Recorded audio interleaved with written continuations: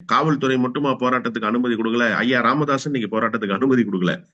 தைலாபுரம் தோட்டத்தில் இன்னைக்கு வேற ஒரு கருத்து பேசியிருக்காரு பாத்தீங்களா? அந்த பிரச்சனையெல்லாம் மறைச்சிட்டு நீங்க வீதிக்கு வந்து மக்களுக்காக நீங்க போராடுறீங்க. முதல்ல உங்களை நீங்க காப்பாத்திக்கங்க சார். இந்த பிரச்சனைக்கு காவல்துறை அனுமதி கொடுக்காதது ரெண்டாவது பட்சம்.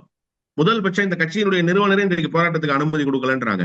இன்னைக்கு சொல்றாரு பத்திரிகையாளர் சந்திப்புல, முகுந்தன் அறிவிப்பை பின்வாங்கிட்டீங்களான்னு கேட்கிறாரு பத்திரிகையாளர் ஒருவர். அதெல்லாம் இல்லைங்க, அன்னைக்கு அறிவிச்சுட்டோம், மறுநாள் காலையில வந்து நியமன கடிதத்தையும் போட்டு கொடுத்தாச்சு. அவர் தொடர்கிறாரா இல்லையாங்கிற பேச்சுக்கே இடம் இல்லை. அவர் தான் இளைஞரணி தலைவர், இன்னைக்கு டிக்ளேர் பண்றாரு. அப்ப கட்சி உங்க கட்டுப்பாட்டுல இருக்கா? நீங்க வேணான்னு சொன்னீங்க, இல்ல இல்ல அவர் தான் வேணும்னு நிறுவனர் சொன்னாரு. இப்ப தலைவர் பேச்சு எடுபடல, நிறுவனர் பேச்சு தான் எடுபட்டிருக்குன்னு இன்னைக்கு நிறுவனர் சமாதான பேச்சுவார்த்தைக்கு பிறகும் மீண்டும் அழுத்தமாக பதிவு செய்யறாரு. நீங்க எந்த கட்சி சார்பில் இன்னைக்கு போராடிக்க? நிறுவனர்கிட்ட அனுமதி வாங்கி போராடினீங்களா? நீதிமன்றம் அனுமதி கொடுக்கறது இருக்கட்டும், சரி ஒரு பக்கம் அதை விட்டுடுவோம். இந்த பிரச்சனை என்பது முடிவுக்கு வந்து விட்டது, குற்றவாளியை கைது செய்தாச்சு. இது திரும்ப திரும்ப நீங்க இந்த போராட்டத்தை பண்ணி என்ன செய்ய போறீங்கன்னு கேக்குறாங்கல்ல கோர்ட்ல, அதுக்கு பதில் சொல்லுங்க. ஏன் சார் நீதிமன்றத்தில் சரி சார் அரசு தான் சார் காவல்துறையை கையில வைத்துக் கொண்டு போராட்டம் நடப்பதற்கு அனுமதியை மறுக்கிறாங்க, நீதிமன்றம் யாருடைய கட்டுப்பாட்டுல சார் இருக்கு? நீதிமன்றமும் தமிழ்நாடு அரசு கட்டுப்பாட்டுல இருக்குன்னு சொல்லுவீங்களோ? நீதிபதிகளும் தமிழ்நாடு முதலமைச்சர் சொல்றதை கேட்கிறாங்கன்னு சொல்லுவீங்களோ? ஏன் சார் நீதிபதிகள் கேட்கிறாங்க?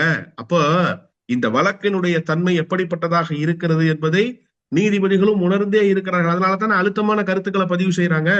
இப்ப இந்த பிரச்சனை ஏற்கனவே ஒரு சரியான பாதையில போகுது. நீதிபதிகள் இதுக்கு மட்டும் கருத்து சொல்லல, சிபிஐக்கு மாத்தணும்னு சொன்னாங்களா? என்ன சொன்னாங்க? சிபிஐக்கு மாற்ற வேண்டிய அவசியம் இல்ல, இந்த வழக்கு விசாரணை மிக சரியாக நடந்து கொண்டிருக்கிறது, தேவைப்பட்டால் நாங்கள் அதற்கு பரிந்துரை செய்யறோம்னு சொன்னாங்களா கடந்த காலத்துல நீதிமன்றத்தில் நீதிபதிகள்? ஏன் அதை சொல்றாங்க? அப்ப இந்த வழக்கு சரியா போகுது, நீங்க இதுல எதுவும் குட்டையை குழப்பிடாதீங்க. இன்னைக்கு அண்ணன் ஹெச் ராஜா கூட ஒரு செய்தியை சொல்றாரு, ஞானசேகரனுக்கு பாதுகாப்பு கொடுக்கணும், அவரை பத்திரமா பாத்துக்கணுங்கிறாரு, குற்றவாளியை பாதுகாக்கணும்னு சொல்ற இவர்கள் ஏன் சார் நாளைக்கு பேரணி நடத்துறாங்க? இவங்களுக்கு ஏன் சார் பதபதைப்பு? அப்ப அந்த சார் யாராக இருக்குமோன்ற கவலை ஒண்ணு இருக்குல்ல இவங்களுக்கு. அது யாருன்னா, நம்மால எவனாவது ஒருத்தன் வந்துருவானோ, நம்மால எவனாவது ஒருத்தன் தான் பின்னால் இருந்து இயக்கி இருப்பானோ, இந்த அச்ச உணர்வு தான் இவர்களை போராட்ட களத்துக்கு வந்து இந்த பிரச்சனையை வேறு வேறு வடிவத்துக்கு திசை திருப்ப நினைக்கிறது. அதற்காகத்தான் வீதிகளுக்கு இவர்கள் வந்து போராடுகிறார்கள். இதை நீதிமன்றம் நன்கு உணர்ந்து கொண்டது. எஃப்ஐஆர் லீக் ஆயிடுச்சு, அது எப்படி லீக் ஆகலாம்? ஐபிஎஸ் அதிகாரியா இருந்தவன் நான் குதிச்சாரா?